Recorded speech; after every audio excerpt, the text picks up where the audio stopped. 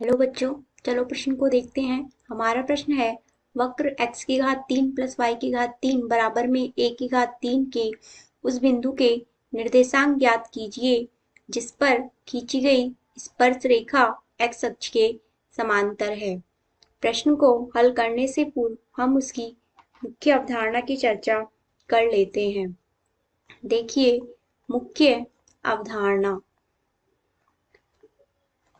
प्रश्न की मुख्य अवधारणा ये है कि हम यहाँ पे अवकलन का प्रयोग करके उस बिंदु के निर्देशांक ज्ञात करेंगे जिस पर खींची गई स्पर्श रेखा x अक्ष के समांतर है। तो हम लिखते हैं अवकलन का प्रयोग।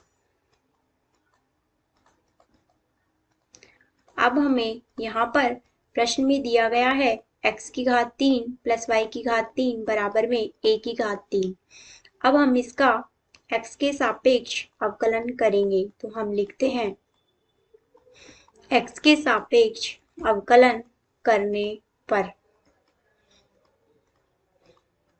तो अब हम यहाँ पे जानते हैं कि dy में dx x की घात n बराबर में होता है n x की घात में n माइनस में 1।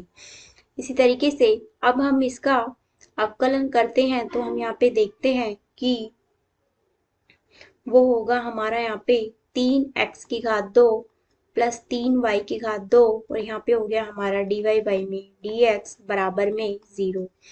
इसी तरीके से अब होगा हमारा यहाँ पे dy में dx, यहाँ पे हो गया हमारा माइनस में x की घात 2 y में y की घात 2।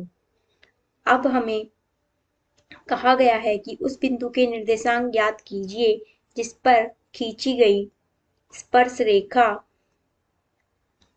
x अक्ष के समांतर है।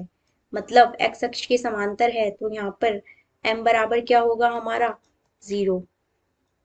तो अब हम यहाँ से देखते हैं कि dy में dx बराबर में 0 मतलब माइनस x की घात 2 y की घात 2 बराबर 0। तो यहाँ से x बराबर क्या हो गया हमारा 0। तो अब हम x बराबर 0 को हमारे इस वक्र के समीकरण में रखते हैं। तो हम यहाँ पे देखते हैं कि देखिए x की घात 3 प्लस y की घात 3 बराबर में a की घात 3।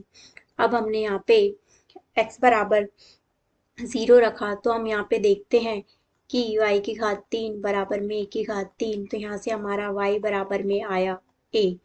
तो हमारे उस बिंदु के निर्देशांक क्या हो गए, हमारे बिंदु के निर्देशांक हैं जो वो होंगे हमारे यहाँ पे 0, a। तो अतः हमारे प्रश्न का सही उत्तर है जो वो है यहाँ पर 0, a। आशा करते हैं आपको समझ में आया होगा। धन्यवाद।